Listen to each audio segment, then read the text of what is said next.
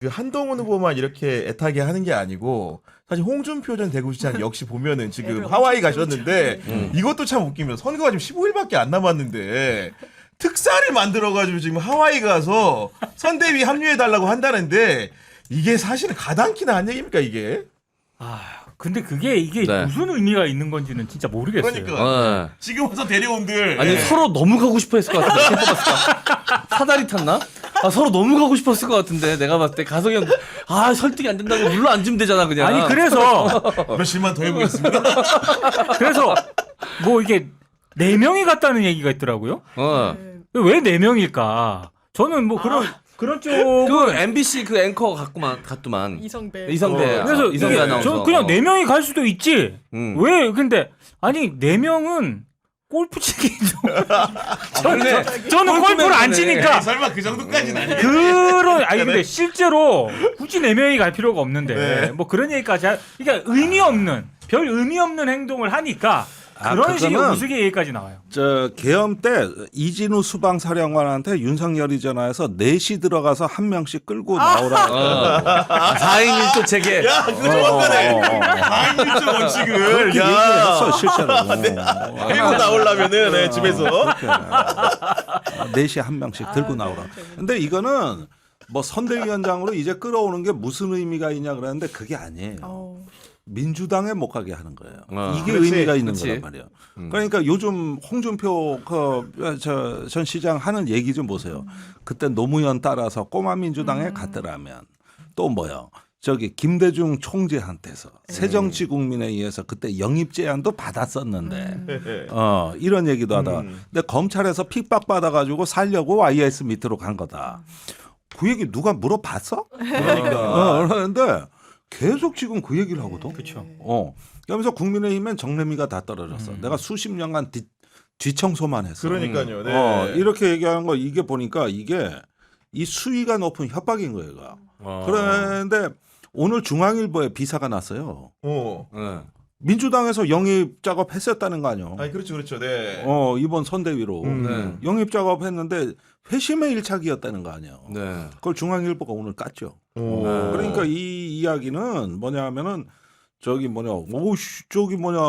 저 총하고 자주포 다 들고 월복한다는 거 아니에요 지금. 그거 막아야 될 거 아니에요. 아니 근데 이미 핵심 지지층들은 다 넘어왔고. 다 넘어왔죠. 네. 그리고 본인 SNS 프로필 사진도 엄청 시퍼렇게 바꿨던데. 파란 넥타이 메고. 깜짝 놀랐어요. 그러니까 아니 보통 사태가 아니라니까. 지금 이대로 나가다가 보수의 심장이 무너져요. 이 양반은 저 대구시장도 한 양반이고 바로 그 직전에. 쪽에서 인기가 좋다고. 맞아요. 네. 지금 이 사태가 말입니다. 계엄 때 그 노상원 수첩의 좌파의 근원을 붕괴시키겠다는 얘기가 나오잖아요. 대한민국 좌파에. 맞아요. 그러면서 야당과 시민단체의 일격을 가하려던 그걸 자기들이 지금 얻어맞은 당하고 거야. 있는 거네요. 보수의 근원이 붕괴되는 이 사태로 돼버린 거거든. 네. 민주당은 계엄 선포 안 했는데도 네. 그렇게 되는 겁니다. 이게 보통 사태가 아니에요. 아니 어쨌든 간에 홍준표 전 시장을 설득을 해야 되니까 하다가 이제 김문수의 손편지까지 나왔다는데 손편지 손편지 이런 걸로 우리 홍준표 전 시장이 움직이겠습니까 이게? 그거는 옛날에 린다 김이 루비 로비스트 할 때 그때 반드시 보라색 펜으로 썼다고. 그런 게 또 있었어요. 그 이양호 국방장관을 네. 그 완전히 이렇게 네, 막 자기 포섭하려고. 우군화했잖아요. 그래서 린다 김 사건이 96년에 터져요. 그래가지고 YS 총회를 봤던 국방장관이 하루아침에 이제 범법자가 됐어요. 그렇죠. 그런데 이제 이 불륜 스캔들로 몰고 갔어요. 그렇게 하면 처벌은 거의 없었습니다. 이 불륜 비리가 스캔들로 아니라. 가면 네. 그래서 그걸로 정리가 되고 그리고 망명간 데가 하와이야. 아. 이양호 장관이 망명간 데가. 아. 더 거슬러 올라가면 이승만 대통령이 4.19 때 그렇네. 네. 권자에서 내려와서 망명간 데가 하와이. 그렇네. 항상 저 해변은 국내에서 친구에서 장동건을 보내려고 했던 것도 하와이야. 그러면 이번에 4명이 가잖아. 그러면은 그 와이키키 해변이 아름다워요. 바람이 세. 그래가지고 신혼부부들이 거기서 사진 찍을 때 바람이 세서 애를 많이 먹어 이거 안 날아가게 이렇게 해가지고 그다음 서로 잡아주고 이러면서 네네. 이게 이제 스토리가 네 그렇네요. 네. 이게 되는 거야 이게. 네. 그럴 때 이제 시장님 이제 이렇게 가는 거지 이제 망명지에서의 추억. 네. 이거 계보가 있는 얘기입니다. 이 그렇네, 얘기가. 그렇네. 하와이 역사가 네. 있네요. 하와이 역사. 아무튼간에 국민의힘은 지금 어떻게 보면은 굉장히 선거 상황이 이렇게 자멸적으로 가는 분위기인데 반면에 이제 민주당 같은 경우에는 보니까 야 이분 우리 김용남 전 의원님 광주 김대중 컨벤션 센터 앞에서 이재명 후보를 김대중 같은 사람이라 칭송하면서 입당을 선언합니다. 근데 김용남 전 의원하고는 네. 뭐 이전에 여기서도 방송을 같이, 그러니까 이제 같이 했잖아요. 했었고 네. 또 매부쇼에서도 이제 하지 네. 않습니까? 근데 방송 전에 이런저런 얘기를 많이 하잖아요. 방송 전에 나눈 대화를 보면은 이 김용남 의원님이 지금 저기 계실 분이 아닌데. 개혁신당의 정책위 의장할 게 아니다. 아 전혀 네. 아니고요. 그리고 그 이준석과 관련된 그런 의혹들이 막 제기됐을 때 명태균과 관련해서 방송 전에 하는 얘기들 보면 너무 명확했거든요. 그러니까 저거는 좀 아니다. 네. 그래서 다들 알고 있었죠. 이미 틀어졌다는 조만간에 저기를 벗어나겠구나. 네. 라고 했는데 계속 물어볼 때마다 계속 고민을 하는 것 같았지만 네. 이것도 깜짝 쇼였어요. 그러니까 현장에 직접 가서 호남에 직접 가서 그러니까. 그걸 할 줄은 생각을 사투리까지 못했어요. 쓰면서 내가 놀란 게 저는 깜짝 빛골 놀랐어요. 광주의 시민 여러분. 그러니까 오랜만에 마이크를 긴장했어. 잡으셔가지고 아니 평생 광주에서 연설을 할 거라고 생각을 해봤겠죠. 그리고 그 양반이. 주말에 엄청나게 많은 인파가 모였거든요. 그러니까 오랜만에 마이크 잡으셔서 약간 떨리시더라고. 그러니까 예. 보통은 환호가 아니라 계란 맞을 텐데 그게 환호를 맡고 있으니.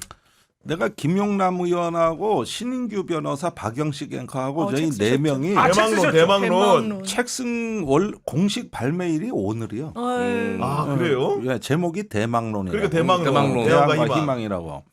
그래가지고 이제 나하고 같이 책 장사하러 다녀야 돼. 콘서트. 저기가 있는겨.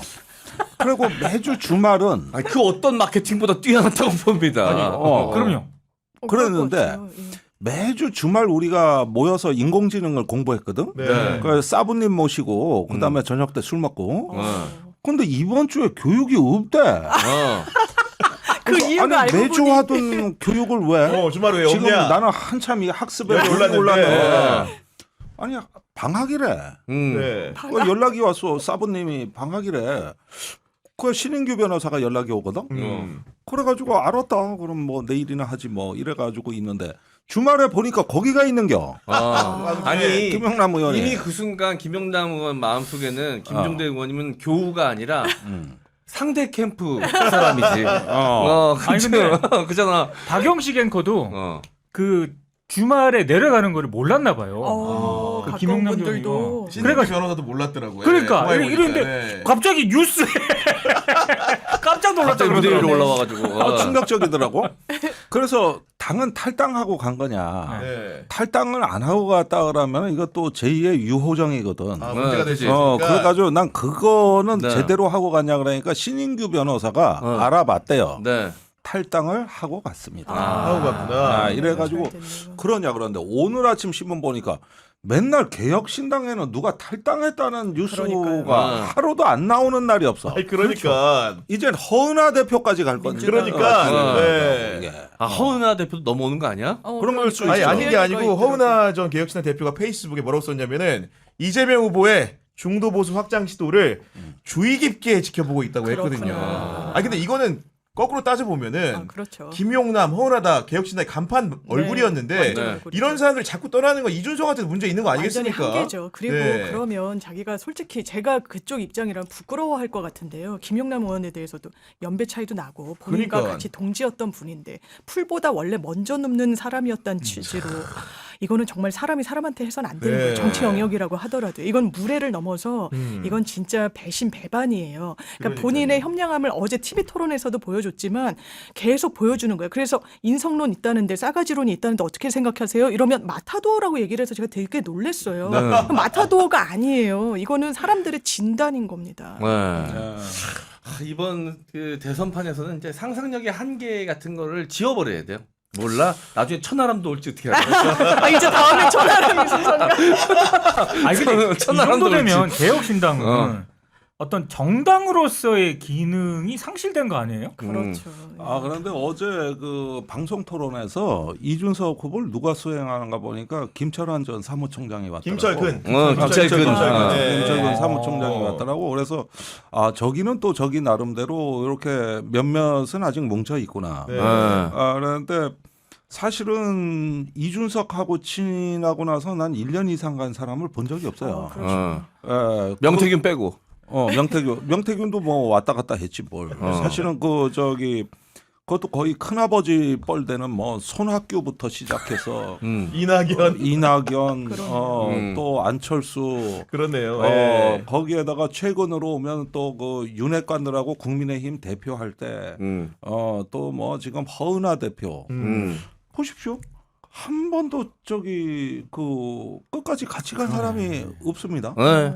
반드시 뭐가 깨지든지 찢어지든지 반드시 사달이 또 난다. 안 좋게 항상. 안 좋게 원수가 돼. 간다. 그냥 헤어지는 게 아니라 그러니까. 원수가 돼. 예. 그래가지고 이게 좀 심각한데 이게 정치인의 자질은요. 뭐 여러 가지 따지지만은 난 둘밖에 없다고 봐요. 두 가지다.